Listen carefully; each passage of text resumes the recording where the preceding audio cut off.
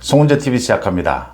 민주당의 김남국의 가상화폐 의혹이 일파만파로 커지고 있습니다. 이게 어제 조선일보가 단독 보도하면서 이제 불거졌습니다. 그러니까 김남국이 가상화폐 거래소에 자신의 가상화폐 지갑에 이 80여만 개, 위믹스 코인 80여만 개, 최대 60억 원어치입니다. 이 60억 원어치를 보유하고 있다가 지난해 2월에서 3월까지 모두 팔았다. 이 60억 원어치를 김남국이 가상화폐를 가지고 있었는데 이 돈은 도대체 어디에서 나온 것일까? 지난해 2월에서 3월 대선 기간 중에 이 팔았다면은 이 판 돈은 현금은 어디로 간 것일까? 또 팔고 나서 또 코인을 산 것일까? 지금 이런 많은 의문들이 불거졌습니다. 그 다음 조선일보가 단독 보도를 했는데 조선일보가 어떻게 보도할 수 있었느냐도 이제 모두 드러났습니다. 검찰발 기사로 보입니다. 이 건이 문제가 된 게 금융정보분석원입니다. FIU라고 하는데 금융정보분석원은 금융거래, 대규모 거래가 일어나든지 금융거래에서 좀 이상한 점이 발견이 되면 이 금융정보분석원에서 그것을 발견한 다음에 수사기관에 통보를 합니다. 그래서 이 김남국의 경우에는 60억 원어치 단기간에 대량으로 판매도 됐고 또 이 판매하는 거래 방식이 예사롭지가 않다. 이게 일반적인 경우가 아니다라고 해서 검찰에 통보가 됐다라고 하는 겁니다. 그래서 지금 이게 검찰이 계속 수사를 하고 있고 자금 추적이 필요한 부분이고 계좌 추적이 필요한 부분이고 앞으로 검찰이 본격적으로 이 부분에 영장을 발부받아서 계좌 추적을 할 그런 지금 계획으로 있는 것이다. 이 검찰발로 조선일보 이 기사가 취재가 됐고 기사가 쓰여졌다라는 걸 충분히 알 수가 있습니다. 계속해서 이 내용들이 나옵니다. 검찰이 수사 중이다. 그러면 김남국은 이 돈이 도대체 이 자금을 어디에서 이 60억 원이라고 하는 자금, 이 자금을 어디에서 받았고 종잣돈을 이 60억 원이라는 돈을 판매하고 난 다음에 이 돈은 어디로 간 것일까? 일단 김남국은 법적인 문제는 없다. 가상화폐는 지금 공직자 재산 등록에 등록을 하지 않아도 됩니다. 그래서 가상화폐는 자신이 등록하지 않았다.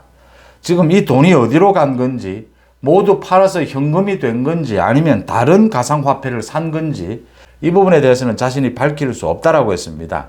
김남국이 2012년에부터 변호사 개업을 했는데 판사나 검사를 하다가 변호사를 한 것도 아니고 김남국이 뭐 조국 수호대 이런 걸 비롯해서 변호사 업무보다는 주로 사회운동 이런 부분을 많이 했다. 시민운동을 많이 했다.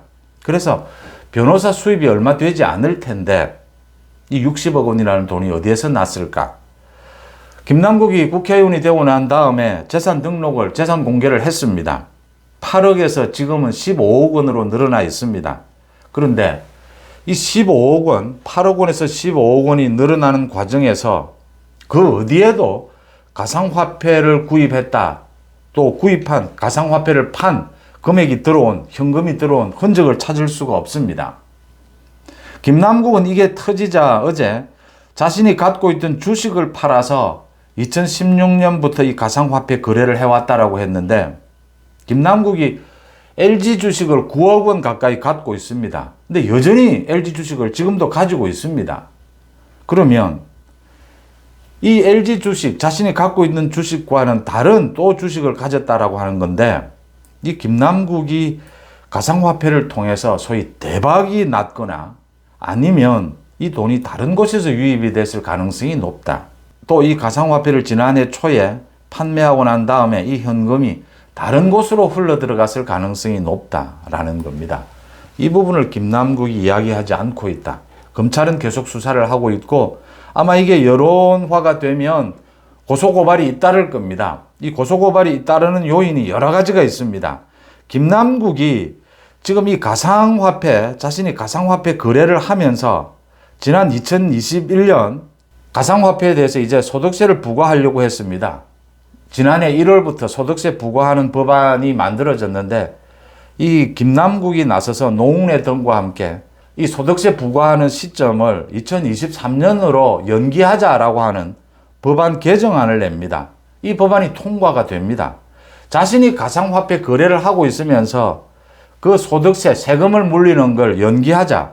이건 지금 연기에 연기를 거듭해서 2025년까지 연기가 되어 있습니다. 소위 청년들이 가상화폐 거래를 많이 하는데 그 부분에 대해서 청년들의 보호가 필요하다. 뭐 이런 이유들입니다. 이게 이해충돌입니다. 자신이 가상화폐를 거래를 하면서 가상화폐에 대한 이 세금을 연기하자라고 하는 이 법안을 자신이 추진을 했고 제정을 한 겁니다. 이해충돌 금지법입니다. 이해충돌이 되기 때문에 이해충돌과 관련해서 고소고발을 할 수가 있고 이 고소고발이 있으면 김남국에 대해서 조사를 할 수가 있습니다. 자금 추적을 할 수가 있습니다. 또 고소고발이 있으면 검찰에서 영장을 발부받아서 계좌 추적을 할 수가 있습니다. 또 이 김남국의 가상화폐 이걸 계기로 해서 국회의원들 모두 가상화폐를 누가 얼마만큼 가지고 있는지 전수조사를 지금 뭐 법안을 따로 만들지 않더라도 이 전수조사는 할 수가 있습니다. 혹시 이해충돌이 일어나는 일은 없는지 이 전수조사를 여야가 합의하면 할 수가 있습니다. 그러니까 국회의원들의 재산 등록에 가상화폐가 지금은 빠져 있습니다.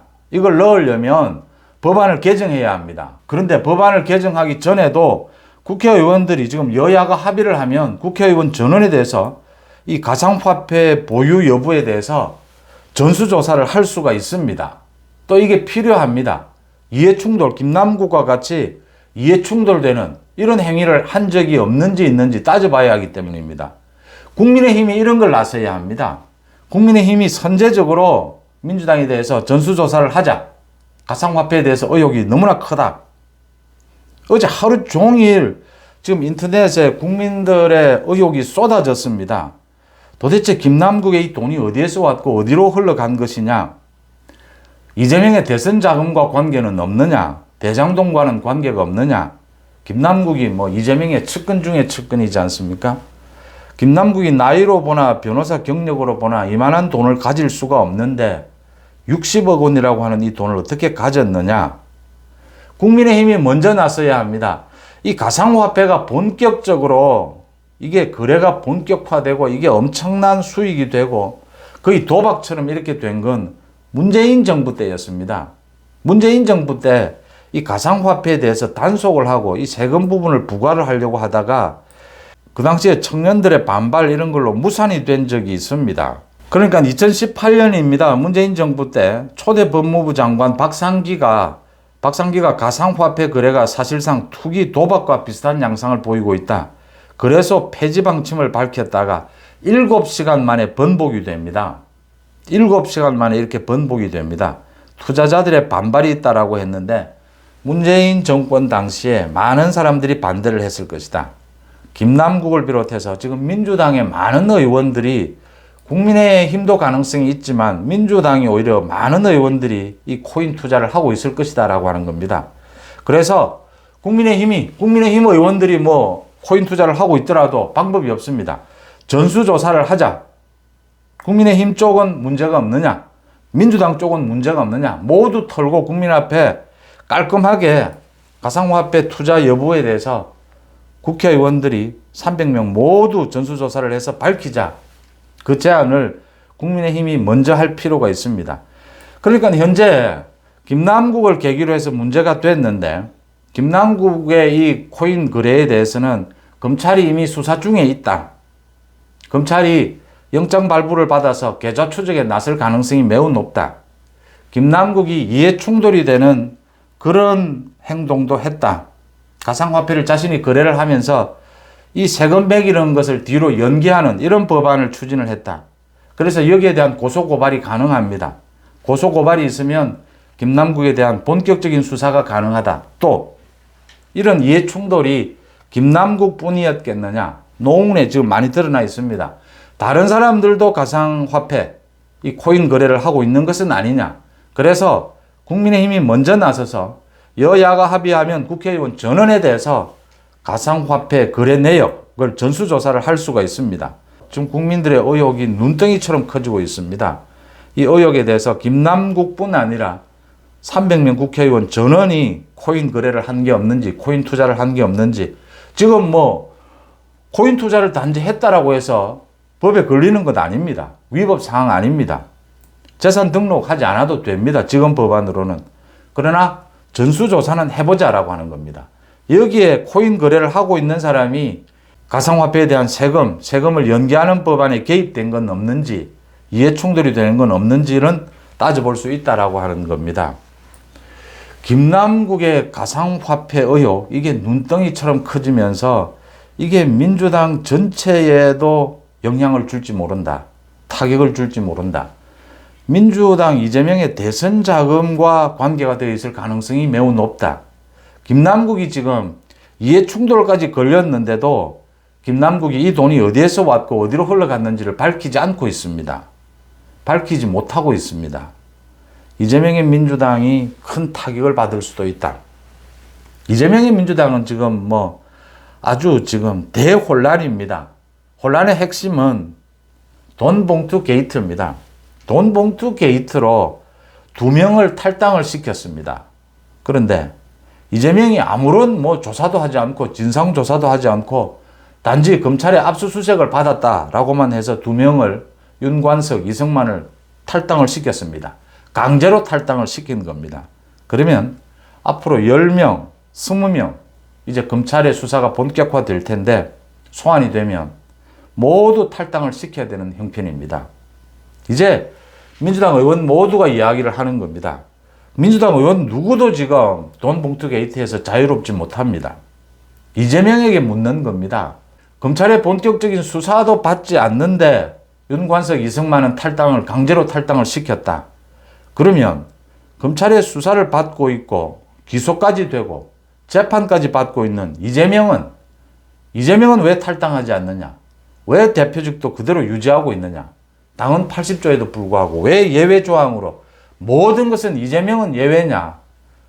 따지고 있고 의원총회에서도 이 문제가 불거졌고 지금 박광훈 원내대표가 1박 2일 워크숍을 한다라고 합니다. 쇄신책을 논의한다라고 하는데 워크숍을 하기가 쉽지 않을 겁니다.